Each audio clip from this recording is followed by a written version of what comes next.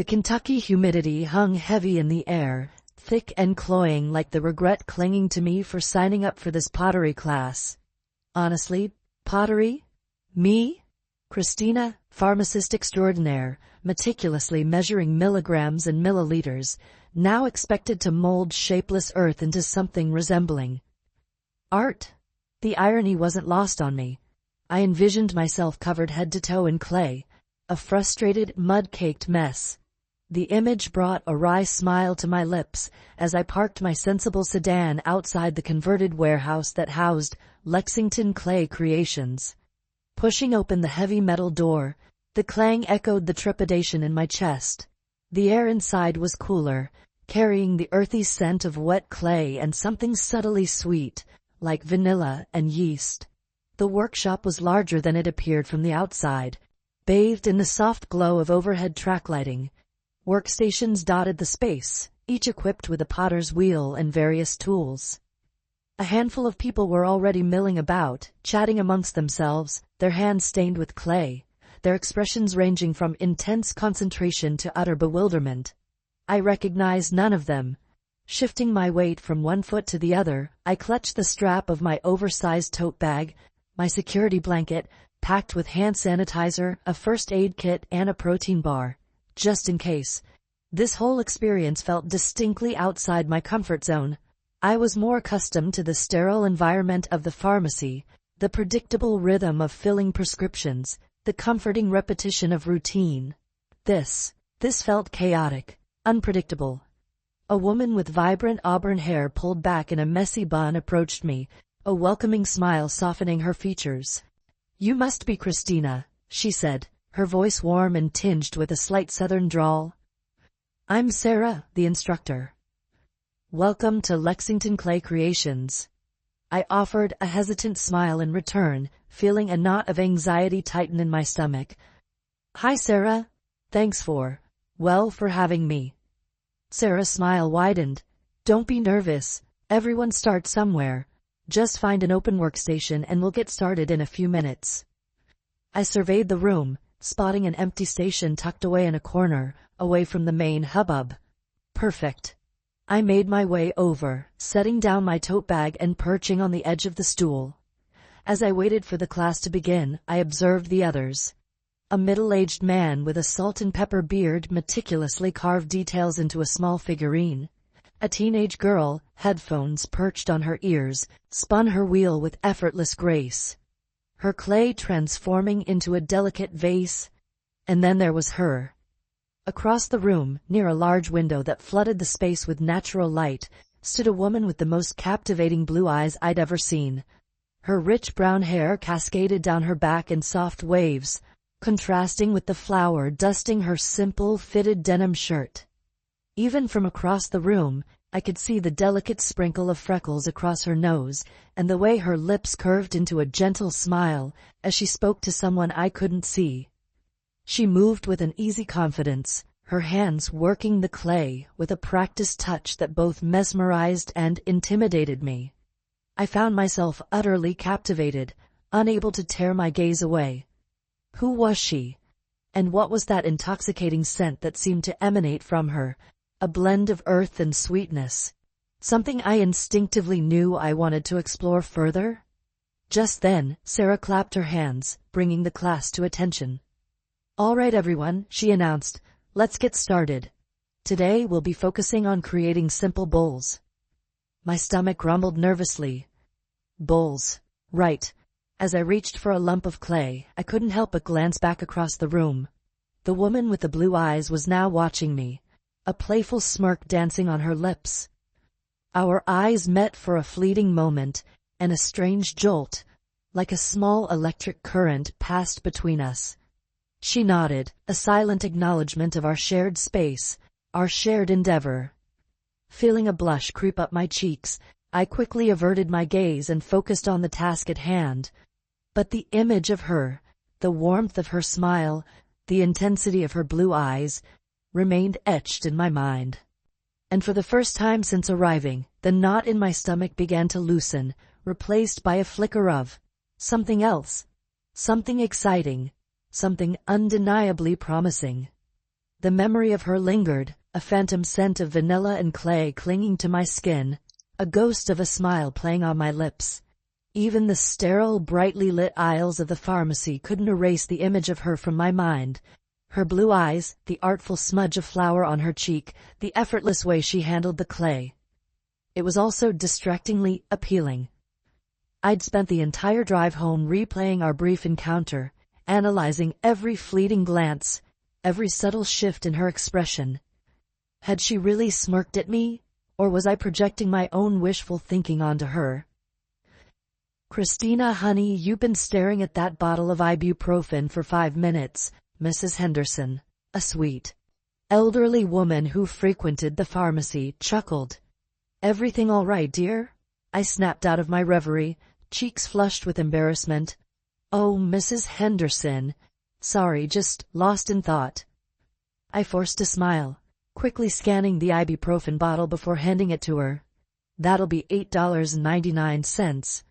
Even as I processed her payment, my mind drifted back to the pottery workshop, to the woman with the mesmerizing blue eyes. I still didn't know her name. Later that week, I found myself wandering aimlessly around Lexington's historic downtown, drawn by an invisible thread to the aroma of freshly baked goods. It was a Saturday afternoon, the streets bustling with activity, the air filled with the sounds of laughter and conversation. As I rounded a corner, I stopped dead in my tracks. There, across the street, stood the woman from the pottery class. She was emerging from a small, charming bakery, a white paper bag clutched in her hand. My heart skipped a beat. It was her. Real, not a figment of my overactive imagination. This time I was determined to speak to her. Taking a deep breath, I started to cross the street, my pace quickening with each step. But just as I reached the other side, she turned and walked in the opposite direction. "Wait," I called out, my voice barely above a whisper. She stopped, her head turning slowly, her blue eyes widening in surprise as she recognized me. "It's you," she said, a soft smile gracing her lips. "From the pottery class." Finally, a chance to learn her name, to hear her voice again, to unravel the mystery that surrounded her. "Hi," I managed, feeling a warmth bloom in my chest. "Yes, from the pottery class. I didn't catch your name." She laughed, a melodious sound that made my heart flutter. "I'm Madeline," she said, extending her hand. "And you're Christina, right?" Her touch was warm and firm, sending a shiver down my spine. "That's right," I replied, my voice barely above a whisper. We stood there for a moment, hands clasped, a silent acknowledgement of the connection that sparked between us in the pottery studio. The bustling street faded into the background, the sounds of the city replaced by the gentle rhythm of our breaths. "I was just grabbing a coffee," Madeline said, gesturing towards a small cafe across the street. Would you like to join me?" My heart leaped. This was it. A chance to get to know her, to explore the unspoken attraction that hummed between us. "I'd love to," I replied, my voice filled with a newfound confidence. As we walked across the street, Madeline's hand brushed against mine, sending a jolt of electricity through my body. We settled into a quiet corner of the cafe, the aroma of freshly brewed coffee filling the air. Conversation flowed easily between us, as we discovered shared interests in art, music, and a mutual love for Lexington's vibrant culinary scene. I learned that Madeline was a pastry chef at the bakery she'd just emerged from, her passion for creating delicious treats evident in the way her eyes sparkled as she spoke about her work. And as I listened to her, as I watched the way her lips curved into a smile, I knew, with a certainty that surprised even myself, that I wanted to know everything about her. Everything. The coffee date with Madeline was just the beginning. Days turned into weeks, filled with stolen moments and shared laughter. We explored Lexington's hidden gems, from the vibrant murals adorning its alleyways to the cozy bookstores tucked away on quiet side streets. We discovered a shared love for vintage vinyl records, spending hours browsing dusty crates at a local record store, our fingers brushing as we reached for the same album. Each touch, no matter how fleeting, sent a ripple of warmth through me, a silent affirmation of the growing connection between us. I found myself looking for excuses to visit her bakery, the sweet scent of cinnamon and sugar drawing me in like a moth to a flame. Madeline would always greet me with a warm smile, her blue eyes sparkling with a mixture of mischief and affection. We'd chat about our day, our hands lingering on the counter as we exchanged stories. Sometimes, when the bakery was quiet, she'd slip me a warm croissant, fresh from the oven, its flaky layers melting in my mouth like a sweet, forbidden secret. One evening, we found ourselves at a local art gallery, surrounded by abstract paintings and thought-provoking sculptures. The air crackled with a nervous energy, a combination of the gallery's formal atmosphere and the unspoken tension that simmered between us. As we stood before a particularly striking piece, a swirling vortex of blues and greens, Madeline's hand brushed against mine. It was a seemingly innocent touch, yet it sent a jolt of electricity through my body. I glanced at her, my heart pounding in my chest. Her eyes, usually bright and playful, held a depth of emotion that mirrored my own.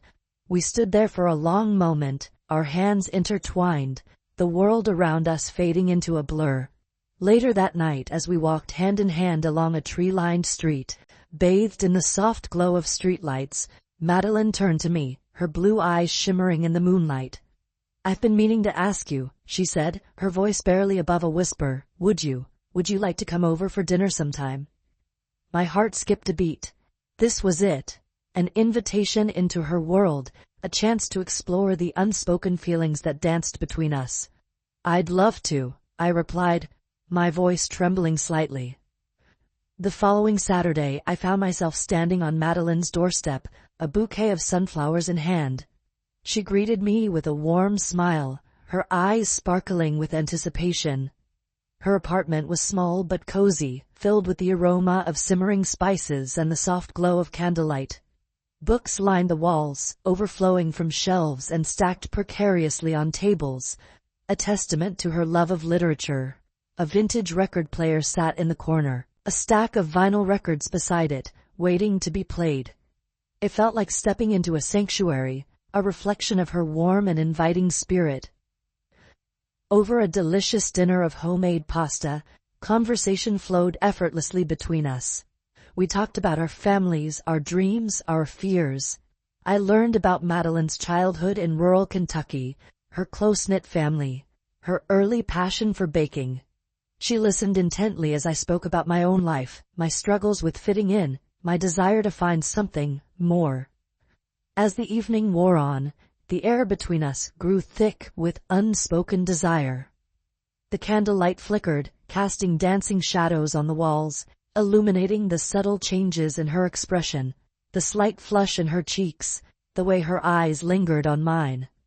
After dinner, we settled onto her comfortable couch, a worn copy of Pride and Prejudice lying open on the coffee table. As we discussed the book, our hands brushed against each other, sending shivers down my spine. Madeline leaned closer, her breath warm against my ear. "I love this book," she whispered, her voice laced with a subtle undertone of something more. "The way Elizabeth and Darcy find their way to each other despite their differences." I turned to face her, our eyes meeting in the flickering candlelight. And in that moment, as the world outside faded away, I knew. This was more than just a shared love of literature. This was a connection, a pull, an undeniable attraction that threatened to consume us both. And as our lips met in a soft, tentative kiss, the world shifted on its axis, and I knew, with a certainty that resonated deep within my soul, that everything had changed. The kiss lingered, a soft pressure, a silent promise. It was a tentative exploration, a question whispered on the breath. When we finally pulled apart, the air between us crackled with a newfound electricity. Madeline's cheeks were flushed, her blue eyes shining with a mixture of surprise and something else. Something that looked a lot like desire. My own heart pounded in my chest, a frantic rhythm echoing the unspoken emotions that swirled between us. "Wow," Madeline breathed, her voice barely above a whisper. I could only nod, my throat suddenly dry. The world, for a moment, felt both sharp and hazy, like a photograph viewed through a rain-streaked window. The kiss had shifted something, realigned the familiar landscape of our budding friendship, revealing hidden pathways, unexplored territories. The weeks that followed were a delicate dance of stolen glances and hesitant touches. We continued our explorations of Lexington, but now, every shared experience was imbued with a new layer of meaning. Holding hands during a late-night movie felt charged, a silent declaration of our growing intimacy. A casual brush of shoulders while browsing the farmer's market sent shivers down my spine. Even the simple act of sharing a cup of coffee was transformed into a ritual of unspoken longing. One warm summer evening, we found ourselves at a rooftop party, the city lights twinkling beneath us like a scattered handful of diamonds. The air was thick with the scent of barbecue smoke and the sound of laughter.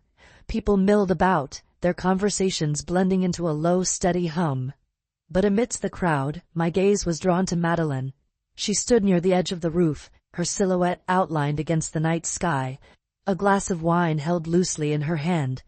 She looked breathtaking, her brown hair catching the light, her blue eyes shining with an intensity that made my heart ache. I excused myself from the group I was talking to and made my way towards her, my heart pounding in my chest with each step. As I approached, she turned, her eyes meeting mine. A slow smile spread across her lips, a smile that spoke volumes without uttering a single word. "Enjoying the party?" I asked, my voice barely above a whisper, the noise of the crowd suddenly fading into the background. "It's nice," she replied, her gaze lingering on mine. "But it's even better now that you're here." We stood in comfortable silence for a moment, the city lights reflecting in her eyes. The air between us felt charged, alive with unspoken desire. I reached out, my fingers tracing the curve of her jaw, the soft skin warm beneath my touch. She leaned into my touch, her eyes fluttering closed. In that moment, the world around us ceased to exist. There was only Madeline, her warm breath against my skin, the soft pressure of her body against mine. "Christina," she whispered, her voice husky with emotion. "Madeline," I replied, my voice trembling slightly. And then, as if drawn together by an invisible force, our lips met. The kiss was deeper this time, more urgent, a passionate expression of the emotions we'd been holding back for so long. It was a kiss that spoke of longing, of desire, of a love that was just beginning to bloom. We held each other close, our bodies pressed together, the world outside fading into a blur. The city lights twinkled beneath us, silent witnesses to the moment our friendship transformed into something more. Something deeper, something profoundly, undeniably real. The kiss deepened, our tongues tangling, a silent conversation of want and need. My hands found their way to her hair, the soft strands silken against my fingers. Her hands rested on my waist, pulling me closer, as if she couldn't get close enough. The warmth of her body against mine was intoxicating, a physical manifestation of the emotional connection that had been building between us since that first encounter in the pottery studio. And as we stood there, locked in an embrace beneath the summer sky, I knew, with a certainty that resonated deep within my soul, that this was just the beginning of our story. The rooftop kiss was a turning point, a silent acknowledgement of the undeniable connection between us. The days that followed were a blur of stolen moments and whispered confessions. We explored the burgeoning intimacy of our relationship with a mixture of excitement and trepidation, navigating the unfamiliar terrain with hesitant steps and eager embraces. Every touch, every kiss was a revelation, a deepening of the bond that had formed between us. Madeline's apartment became our sanctuary, a place where we could shed the masks we wore for the outside world and simply be ourselves. We spent hours tangled on her couch, talking, laughing, sharing our hopes and dreams. We cooked together, our hands brushing as we chopped vegetables and stirred sauces, the kitchen filled with the comforting aroma of simmering spices and the soft murmur of our voices. We danced to old records, our bodies swaying together in the dim light, the music filling the space between us with an unspoken language of love and desire. One afternoon, while exploring the local farmer's market, Madeline's hand found its way into mine, her fingers interlacing with mine. It was a simple gesture, yet it spoke volumes, a silent declaration of our connection, a public acknowledgement of our love. As we walked hand in hand through the bustling market, I felt a sense of peace wash over me, a quiet contentment I hadn't realized I'd been searching for. That evening back at Madeline's apartment, the air thrummed with a palpable tension. We'd spent the afternoon cooking together, the easy familiarity of our movements a testament to the growing intimacy between us. As we sat down to dinner, our knees bumped under the table, a spark igniting between us. The conversation lulled, replaced by stolen glances and hesitant smiles. The flickering candlelight cast dancing shadows on the walls, illuminating the desire in Madeline's eyes. After dinner, we cleared the table, our hands brushing as we reached for the same plate. The touch lingered, a silent question hanging in the air. Madeline turned to me, her blue eyes shimmering with unspoken emotion. "Christina," she whispered, her voice husky with desire. I reached out, my fingers tracing the curve of her cheek, the soft skin warm beneath my touch. She leaned into my touch, her eyes fluttering closed. "Madeline," I breathed, my voice trembling with anticipation.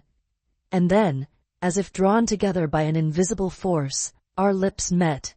The kiss was deep and passionate, a culmination of the unspoken desires that had been simmering between us. We clung to each other, our bodies pressed together, the world outside fading away. Slowly, reverently, we undressed each other, our movements hesitant yet purposeful. The air between us crackled with anticipation, the silence punctuated only by the soft gasps of our breaths. As Madeline's clothes fell away, revealing the smooth curves of her body, a wave of desire washed over me, intense and overwhelming. She stood before me, vulnerable and beautiful, bathed in the soft glow of the bedside lamp. I reached out, my fingers tracing the delicate curve of her spine, the soft skin warm beneath my touch. She shivered at my touch, a small gasp escaping her lips. We continued to explore each other's bodies with a tenderness that bordered on reverence. The night unfolded with a languid sensuality, a slow burn of passion that left us both breathless and wanting more. The next morning, as we lay tangled in Madeline's bed, the sunlight streaming through the window, I felt a sense of peace I hadn't known I was missing. We'd shared something special, something intimate and profound. And as I looked at Madeline, her hair tousled, her eyes still heavy with sleep, I knew that our journey together had just begun. However, the news that day brought a sobering reminder of the world outside our love nest. A hurricane, churning its way across the Atlantic, was projected to hit Lexington. The forecast was grim, predicting torrential rain, high winds, and potential flooding. A sense of unease settled over me, a premonition of the storm that was brewing, both literally and figuratively. The carefree bubble we had been living in suddenly felt fragile, threatened by forces beyond our control. The impending hurricane became a silent presence in the room, a harbinger of the challenges that lay ahead, a test of the strength of the bond we were just beginning to forge. The looming threat of the hurricane cast a long shadow over the city. Lexington, normally bustling with activity, was now gripped by a nervous energy. The streets, usually crowded with shoppers and tourists, were eerily quiet, the only sounds the distant rumble of thunder and the hurried footsteps of people preparing for the worst. The air hung heavy with humidity, thick and oppressive, mirroring the anxiety that weighed on my chest. Madeline and I spent the day preparing for the storm. We boarded up the windows of her bakery, the rhythmic thud of the hammer echoing the frantic beat of my heart. We stocked up on supplies, bottled water, canned goods, batteries, flashlights, the mundane tasks a strange comfort in the face of the unknown. The radio blared in the background, the announcer's voice a steady stream of warnings and advisories. The hurricane, now a Category 3, was gaining strength and heading straight for us. As evening approached, the wind picked up, whipping through the streets, carrying the scent of rain and the ominous rustle of leaves. The sky, once a vibrant blue, was now a swirling mass of gray and black. The first fat raindrops began to fall, splattering against the pavement, a prelude to the deluge that was to come. We decided to hunker down at my apartment, which was on higher ground and less prone to flooding. The drive was tense, the normally familiar streets transformed into an obstacle course of downed branches and swirling debris. The wind buffeted the car, threatening to push us off course. Madeline's hand found mine, her grip tight, a silent reassurance in the midst of the growing chaos. Once inside my apartment, we double-checked the supplies, securing loose objects and making sure the windows were securely locked. The power flickered intermittently, casting eerie shadows on the walls. The sound of the wind intensified, howling like a banshee, rattling the windows in their frames. I lit a few candles, their flickering flames casting a warm glow in the growing darkness. Despite the growing storm outside, a strange sense of calm settled over us. Perhaps it was the shared sense of purpose, the knowledge that we were facing this together, or perhaps it was simply the comfort of being in each other's company, a refuge from the storm raging outside. We made a simple meal, the mundane act of preparing food a grounding ritual in the face of the extraordinary circumstances. As we ate, we talked, not about the storm, but about ourselves. We shared stories of our childhoods, our dreams, our fears. We spoke of the future, a future that suddenly felt uncertain, yet somehow more precious. As the night wore on, the storm intensified. The wind howled, the rain beat against the windows like 1,000 tiny fists. The power went out completely, plunging the apartment into darkness. We huddled together on the couch, wrapped in a blanket, the flickering candlelight illuminating our faces. The sound of the wind was deafening, a constant reminder of the destructive force raging outside. "Are you scared?" I whispered, my voice barely audible above the roar of the storm. Madeline turned to me, her blue eyes shining in the candlelight. "A little," she admitted, her voice trembling slightly. "But I feel safe with you." I reached out, my hand finding hers, our fingers interlacing. The warmth of her touch was a comforting anchor in the midst of the chaos. We sat in silence for a long moment, listening to the symphony of the storm. The howling wind, the pounding rain, the occasional crack of thunder. It was a terrifying yet strangely beautiful experience, a reminder of the power of nature, the fragility of human existence. And as we sat there, huddled together in the darkness, I realized that the storm outside was nothing compared to the storm brewing within me. The fear, the uncertainty, the vulnerability. It was all amplified by the presence of Madeline, by the realization of how much she meant to me, by the terrifying thought of losing her. The hurricane was a test, not just of our physical resilience, but of the strength of the bond we were forging. And as I held her close, I prayed that we would weather the storm, together. The night stretched on, an eternity punctuated by the relentless fury of the hurricane. The wind howled like a tormented beast, its claws tearing at the building, threatening to rip it apart. The rain lashed against the windows, a relentless barrage that seemed determined to breach our defenses. Inside, the darkness was absolute, the flickering candlelight our only solace, casting dancing shadows that played tricks on our eyes. We huddled together on the couch, wrapped in a thick blanket, our bodies pressed close for warmth and comfort. The rhythmic rise and fall of Madeline's chest against mine was a steady reassurance, a tangible reminder of her presence in the midst of the chaos. We spoke little, the roar of the storm swallowing our words. Instead, we communicated through touch, our hands intertwined, our bodies pressed close, a silent language of support and affection. At some point the wind shifted, and a new sound joined the symphony of the storm. A low, ominous gurgling. I knew instantly what it was, floodwater. I grabbed the flashlight and shone it towards the front door. A thin stream of water was seeping in under the door, slowly but steadily spreading across the floor. My heart sank, we were trapped. "We need to move upstairs," I said, my voice tight with anxiety. "My neighbor's apartment is vacant. We'll be safer there." Madeline nodded, her eyes wide with fear.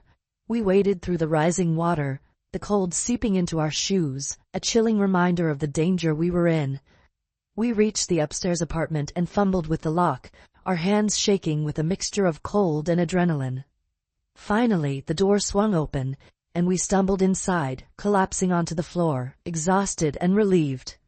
The upstairs apartment was dark and dusty, smelling of disuse. We huddled together in the living room, wrapped in the blanket, listening to the storm rage outside. The wind howled, the rain pounded, the floodwaters continued to rise. We were safe for now, but the uncertainty of our situation gnawed at me. How long would the storm last? How high would the water rise? Would we be able to get back to Madeline's apartment? As the hours ticked by, the initial adrenaline wore off, replaced by a bone-deep exhaustion. We drifted in and out of sleep, our bodies huddled together for warmth, our hands clasped tight. In the brief moments of wakefulness, we talked, sharing our fears and anxieties, our hopes and dreams. The storm, in its strange way, stripped away our defenses, revealing our vulnerabilities, deepening our connection. What if something happens to us? Madeline whispered, her voice trembling with fear. I pulled her close, holding her tight. Nothing's going to happen to us, I reassured her, though my own voice lacked conviction. We're together. We'll get through this. In the darkness, Madeline turned to me, her blue eyes shining with a mixture of fear and something else, something that looked a lot like love. Christina, she whispered, her voice barely above a whisper. I love you. The words hung in the air, heavy with emotion. It was the first time we'd spoken the words aloud, a declaration of love in the face of uncertainty, a testament to the bond that had forged between us in the crucible of the storm. I love you too, Madeline, I replied, my voice thick with emotion. And in that moment, as the storm raged outside, I knew that nothing else mattered.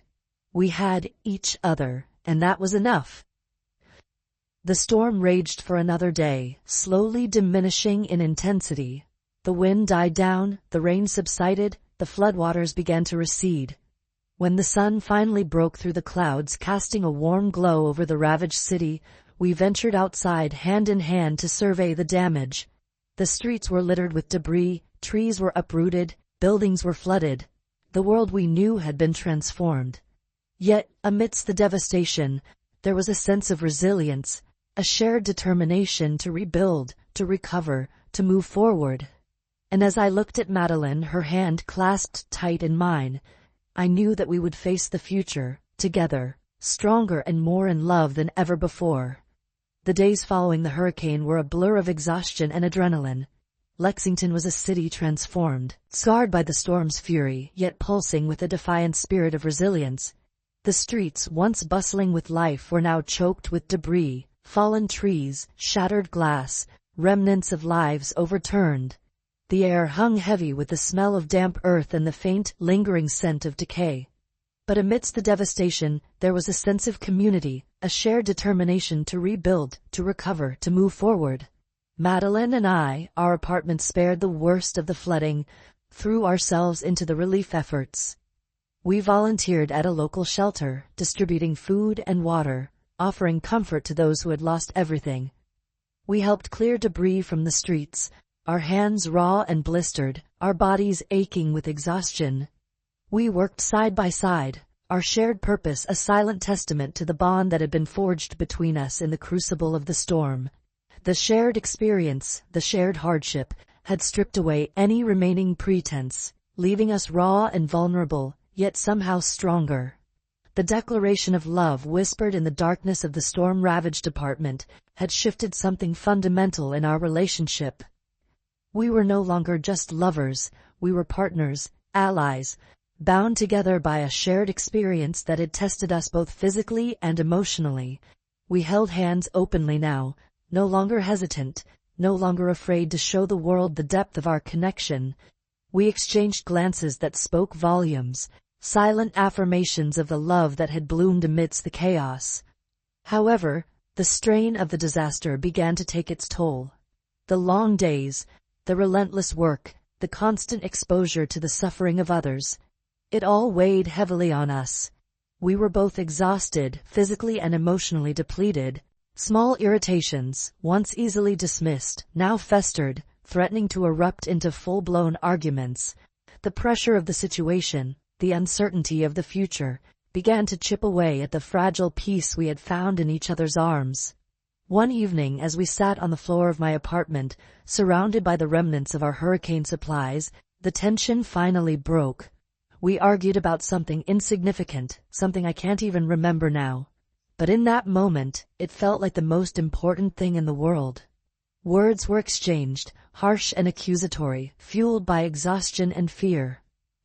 The unspoken anxieties that had been simmering beneath the surface finally boiled over, spilling into the open, threatening to consume us both. I need some space, Madeline said, her voice trembling with emotion. She stood up abruptly, turning away from me, her shoulders slumped with exhaustion. The hurt in her eyes mirrored my own. Madeline, wait. I reached out to her, but she pulled away, shaking her head. No, Christina, I just can't right now. And with that, she turned and walked out the door, leaving me alone in the dimly lit apartment, the silence deafening in the wake of our argument. The silence that followed her departure was heavy, filled with the unspoken words that hung between us. I sat on the floor, my head in my hands, the weight of our argument pressing down on me, threatening to crush me. Had we made a mistake? Was our love strong enough to withstand the pressure of the situation? The doubts that had been lurking in the shadows of my mind now crept into the light, whispering insidious questions, threatening to unravel the fragile fabric of our love. The hurricane had brought us together, but now, in its aftermath, it threatened to tear us apart. The future, once so bright and full of promise, now seemed uncertain, shrouded in a cloud of doubt and fear. I was left alone, amidst the debris of our fight and the wreckage of the storm, to grapple with the unsettling realization that love, even the strongest love, was sometimes not enough. I was left wondering if we had the strength, the resilience, to rebuild, not just our city but ourselves. The days following our argument stretched into an agonizing eternity. The silence between Madeline and me was a chasm, a vast expanse of unspoken words and unresolved emotions. Lexington, slowly recovering from the hurricane's devastation, felt emptier than ever before. The vibrant energy that had characterized the city, the sense of community that had emerged in the aftermath of the storm, now felt muted, distant, as if I were viewing it through a thick pane of glass. I threw myself into my work at the pharmacy, the familiar routine a welcome distraction from the ache in my heart. I filled prescriptions mechanically, my mind elsewhere, replaying our argument, dissecting every word, every gesture, searching for a way to bridge the chasm that had opened between us. I saw glimpses of Madeline around town, a fleeting figure disappearing around a corner, a flash of auburn hair in a crowded cafe, but each encounter only served to deepen the wound, a constant reminder of what I had lost. Then, one afternoon, a letter arrived. It was from a prestigious hospital in Louisville, offering me a position as head pharmacist. It was a dream opportunity, a chance to advance my career, to escape the memories that haunted me in Lexington. I spent hours agonizing over the decision. Louisville offered a fresh start, a chance to rebuild my life, away from the pain of the past few weeks. But it also meant leaving Madeline, leaving the city that had become our home, leaving the fragile hope that we might somehow find our way back to each other. That evening, I found myself standing outside Madeline's apartment, the letter clutched in my hand. I hesitated, my hand hovering over the doorbell, unsure if I had the courage to face her. Just as I was about to turn away, the door opened, and Madeline stood before me. She looked tired, her eyes shadowed with exhaustion, but there was also a flicker of something else. Something that looked a lot like hope. "Christina," she breathed, her voice barely above a whisper. "Madeline," I replied, my voice trembling slightly. We stood there for a long moment, the silence filled with unspoken emotions. Finally, I held out the letter. I got a job offer. In Louisville. Madeline took the letter, her eyes scanning the contents. When she looked up, her expression was unreadable. "Louisville," she repeated, her voice flat. It's a great opportunity," I stammered, "but I don't want to leave you." A flicker of a smile played on Madeline's lips. "You don't have to," she said softly. She stepped closer, her hand reaching out to touch my cheek, her touch sending a shiver down my spine. "Stay," she whispered, her voice laced with emotion. "Stay with me." And in that moment, as I looked into her beautiful blue eyes, I knew that I had made my decision. Career advancement, a fresh start. None of it mattered. All that mattered was Madeline, the woman who had captured my heart, the woman who had shown me the true meaning of love. "Okay," I whispered, my voice thick with emotion. "I'll stay." That night we made love with a renewed passion, a desperation born of the fear of almost losing each other. We shed our clothes slowly, reverently, our hands exploring each other's bodies with a tenderness that bordered on reverence. Madeline's soft green flannel underwear, discarded on the floor, became a symbol of our vulnerability, our shared desire, our commitment to each other. The lovemaking was slow, deliberate, each touch, each kiss, a reaffirmation of our bond, a promise of a future together. The storm had passed, leaving behind a landscape transformed, a love strengthened, a future filled with hope. The decision to stay in Lexington was the best decision I ever made. The job offer in Louisville faded into a distant memory, overshadowed by the vibrant reality of my life with Madeline. We rebuilt our lives, brick by brick, just as Lexington was rebuilding itself, stronger and more resilient than before. The hurricane, a destructive force that had threatened to tear us apart, had ultimately brought us closer, solidifying our bond, revealing the depth of our love. We moved into a small cottage on the outskirts of town, a cozy haven filled with books, plants, and the comforting aroma of Madeline's baking. We painted the walls in warm, inviting colors, filling the space with our shared memories, our hopes for the future. We planted a small garden in the backyard, nurturing the seedlings with the same care and attention we were giving to our relationship. Life wasn't always easy. We faced challenges, disagreements, the everyday struggles that come with any relationship. But we learned to navigate these challenges together, communicating openly and honestly, always remembering the lessons we had learned during the storm, the importance of communication, the power of forgiveness, the unwavering strength of our love. One crisp autumn afternoon, as we sat on the porch swing, watching the leaves change color, Madeline turned to me, her blue eyes shining with a familiar spark. "I was thinking," she said, a playful smile dancing on her lips. "We've been through a lot together. Maybe it's time to celebrate." "Celebrate?" I asked, raising an eyebrow. "Celebrate what?" "Celebrate us," she replied, her voice soft. "Celebrate surviving the storm, celebrating finding our way back to each other, celebrating love." "I like the way you think," I said, leaning in to kiss her, her lips warm and sweet against mine. A few weeks later, we packed our bags and headed for a secluded cabin nestled deep in the Appalachian Mountains. The cabin was rustic but charming, with a crackling fireplace, a cozy loft bedroom, and breathtaking views of the surrounding peaks. We spent our days hiking through the woods, hand in hand, breathing in the crisp mountain air, our conversations punctuated by the rustling of leaves and the gentle murmur of the nearby stream. We spent our evenings curled up by the fire, reading, talking, sharing our dreams for the future. One evening, as we lay tangled in the sheets, the moonlight streaming through the cabin window, Madeline turned to me, her eyes shining with a love that made my heart ache. "You know," she whispered, her voice husky with emotion, "I never thought I'd find someone like you." "Someone like me?" I asked, tracing the curve of her jaw with my fingertip. "Someone who sees me," she replied, her voice soft.